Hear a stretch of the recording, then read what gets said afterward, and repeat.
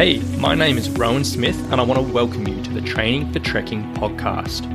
Now, this is the world's very first podcast which is entirely dedicated to helping you train, prepare and conquer your upcoming hike, trek or mountain adventure.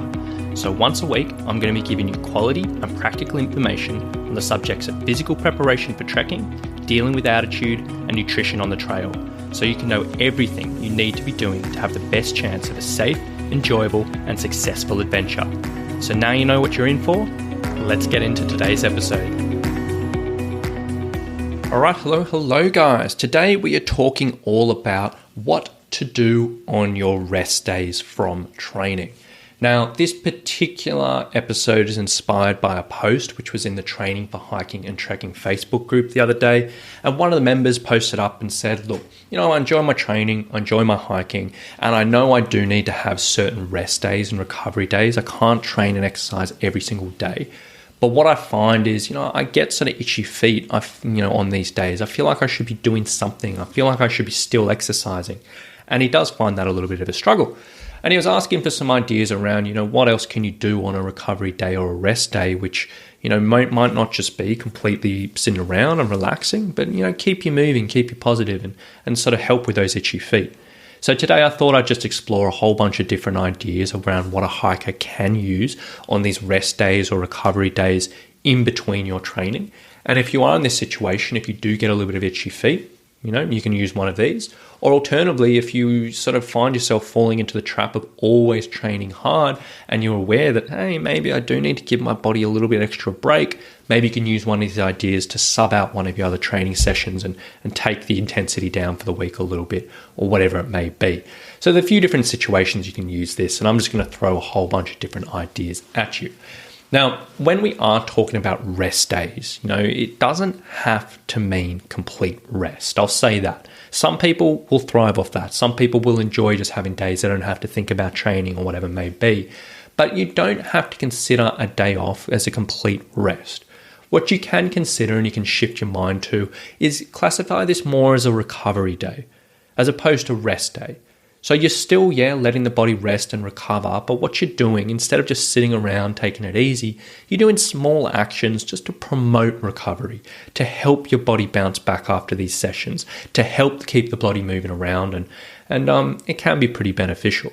So on these recovery days, there are a whole bunch of different things you can sort of do, depending on what you prefer.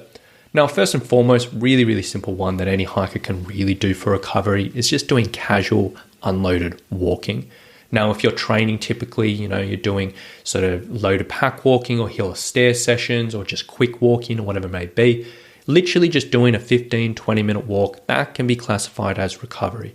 And just taking an easy stroll around the neighborhood, easy stroll on the beach, easy stroll in a local park or whatever it is, that can be recovery. And you can do that and that might settle your itchy feet. Alternatively, the same thing applies to, maybe doing some cycling. If you have access to a push bike or you have access to, a stationary bike, just doing a simple 15, 20, 30 minute cycle, very, very low and gentle intensity, it can be beneficial. Now, the key here when I'm talking about this is, yes, it wants to be low and gentle intensity.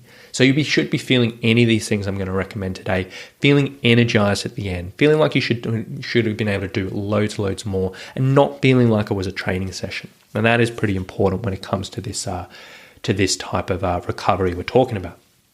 Now, another great thing you can do in these days is doing some type of swimming or pool walking. If you have a body of water nearby, if it's a pool or a lake or an ocean or whatever it may be, and doing 15, 20, 30 minutes of laps or swimming up and down or walking up and down, it can be a great way to promote recovery, to keep you moving over, and it won't really stress you out too much. Now, to be fair, if swimming is something you struggle with and it gets you absolutely knackered, this might not be a great option for you, and you may look at the pool walking as opposed to the swimming.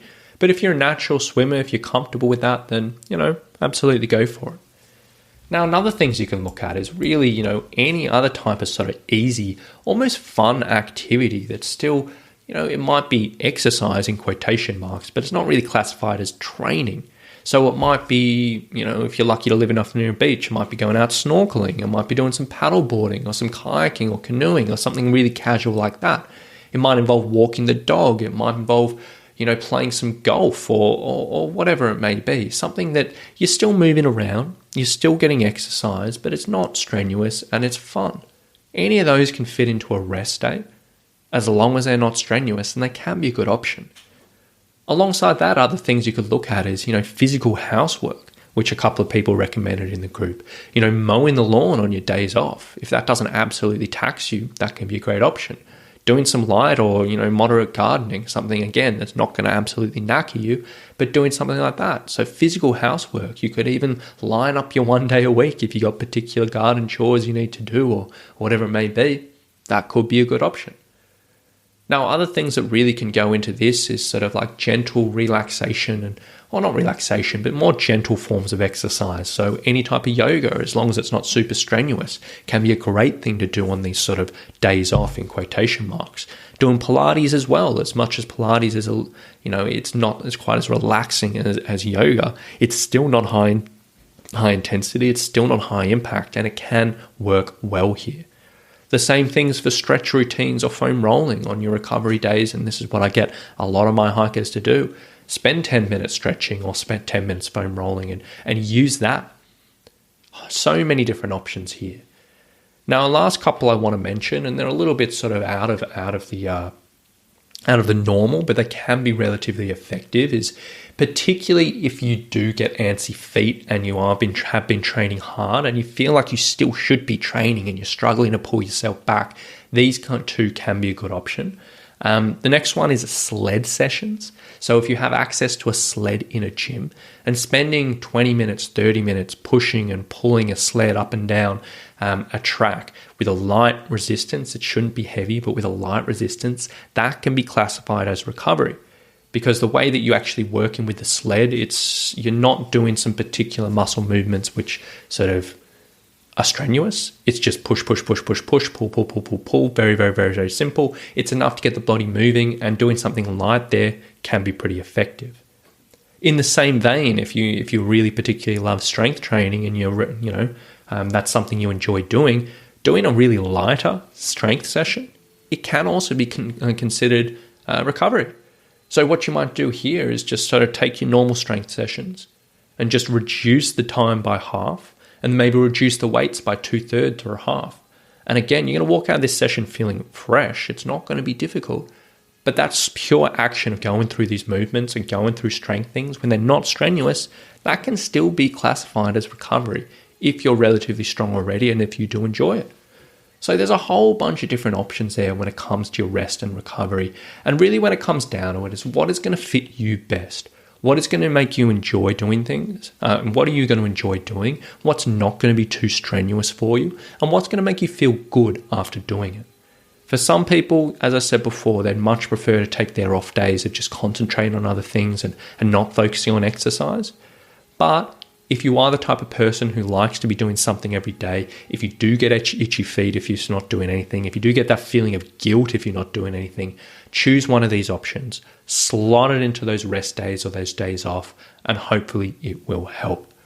So a little bit of food for thought there today, guys. I hope that does give you some ideas, and hopefully that can sort of give you a few extra options when it comes to these off days or these rest days.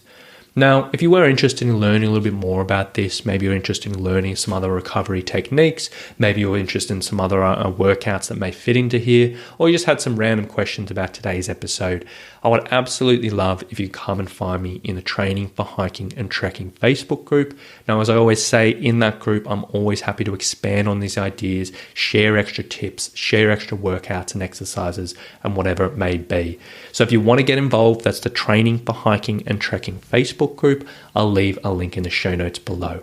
So thank you so much for listening today, guys. I do hope you've enjoyed it. I do hope you've gotten something out of it, and we'll talk to you very soon. Bye.